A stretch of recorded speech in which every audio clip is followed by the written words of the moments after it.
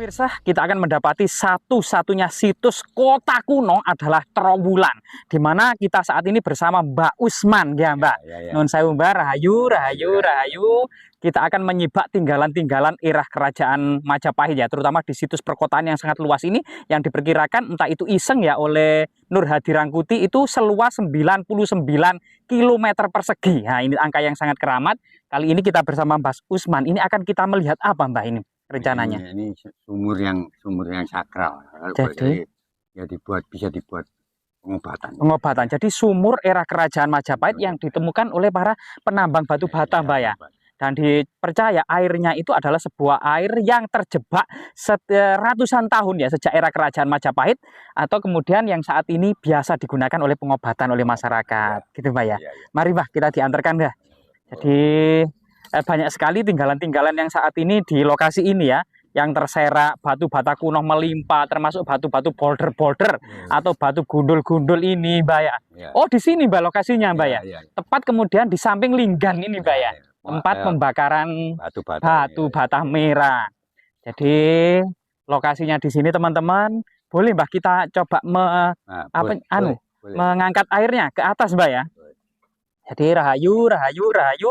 Di sini ada struktur ya, sumur kuno yang di bagian atas itu berbentuk segi empat ya, berukuran sekitar 1,5 meter, Pak ya.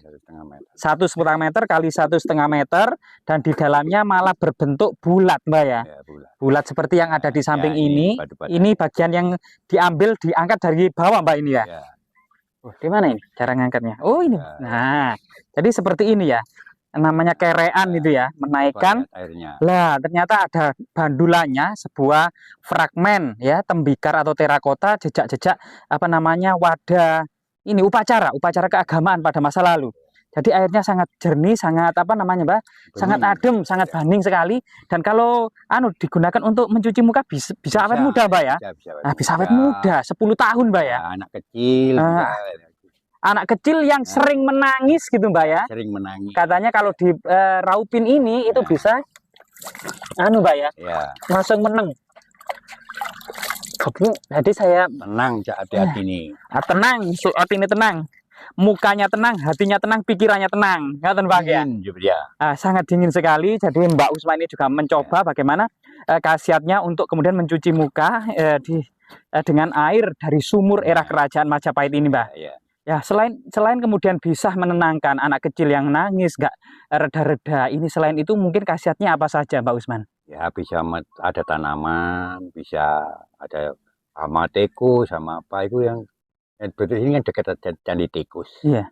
Ya, tapi ini sumbernya itu dari candi-candi itu. Oh, ini Mbak ya? Iya. Jadi bisa untuk pertanian juga, dalam menanggulangi hama tikus, pereng, dan lain sebagainya. Ya. Selain itu, Mbak? Ya, dia bisa dari rumah tangga yang kurang harmonis, cekcok terus. Dibuat kopi. Oh, dibuat minum untuk sehari-hari, kopi, teh, atau sekedar minum air putih. Ambil buat masak, dimasak itu aja kira cukup. Itu Mbak Usman ya? Iya. Dijamin 100% Mbak Yamin ya? Dijamin, tapi doanya. Iya, doanya yang tulus, ikhlas. Gitu ya. Minta apa, itu tergantung yang membutuhkan.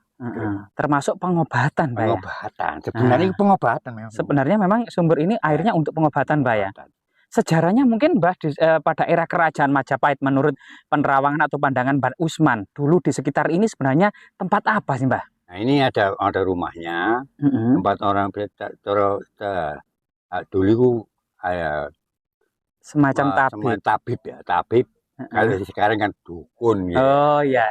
Jadi di era kerajaan Majapahit ini ada seorang elit ya, elit Majapahit yang sangat kaya raya, tabib yang biasa kemudian mengobati orang-orang atau masyarakat Majapahit dengan menggunakan air sumber ini, Mbak. Luar biasa sekali, Mbak ya. Jadi kita banyak menemukan sekali artefak-artefak faktual yang lainnya, selain kemudian struktur batu bata kuno yang asli nih Mbak ya, asli, bahkan kemudian ada umpak-umpak batu, fragmen tempegar juga banyak, keramik Tiongkok juga banyak sekali, dan ini diduga dibangun pada era kerajaan Majapahit Mbak. Ini salah satu tinggalan kerajaan Majapahit yang sangat luar biasa sekali itu Mbak. Jadi itu loh, kalau ada rumah tangga nggak cocok, ya itu aja. Semua laki-laki yang dipakai kok. Bikin kan kopi, bikin apa, teh, Heeh. ambil banyu ini. Tapi doa, Iya, yang penting ya doa. doanya, Iya, Mbah. ya doanya sesuai. Oh, iya, Mbah. Kadang ada yang mengatakan banyak sekali warung-warung di sekitar Trawulan ini mengambil air dari sini Ya untuk iyalah, usahanya. ya iyalah, ya Bu. Iya, Mbah. Usahanya dari situ. Makanya kok Ya, ya warung-warung di Trawulan itu rame banget, Mbah ya. untuk dibuat musisi beras. Oh, salah satu campuran untuk Musisi beras. mencuci beras itu di warungnya. Ya. Mbah, bisik-bisik termasuk warung Wader itu, Mbah ya, yang Iya, rame itu, Mbah. ya pokoknya itu buat nyuci lah Oh, pokoknya. buat nyuci berasnya dari sini, Mbah ya. Ya, airnya itu bisa menolak. Bisa dibuat menolak. Oh, air cucian beras yang airnya dari sini itu Iya, dipercikkan ya, di depan warung atau ya, usahanya ya, atau barang dagangannya, Mbah. ya. Nah, itu salah satu teknik. Jadi di sini kita tidak hanya kemudian menggali sejarah tentang sumur era kerajaan Majapahit dan bagaimana kondisinya zaman dahulu. Ada tabib sakti yang bertempat tinggal di sini yang sering mengobati, termasuk kegunaannya hingga saat ini sampai anak cucu kita kelak, gitu ya, Mbak ya. Ya. Dalam usaha ketika kesulitan apapun, gitu, Mbak ya. Ya. Baik itu rumah tangga, kesehatan maupun usaha Usaha. dagangnya. Nah, Pokoknya dagang lah, kerja lah. Iya, iya, iya. Ada yang lain mungkin, Mbak, pesan-pesan.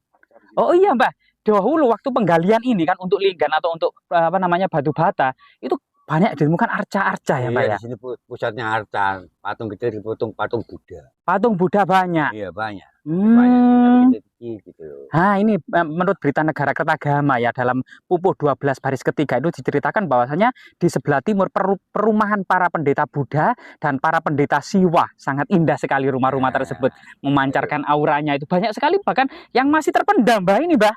Ya, ini batu batanya masih terpendam ini. Banyak. Lah, ini.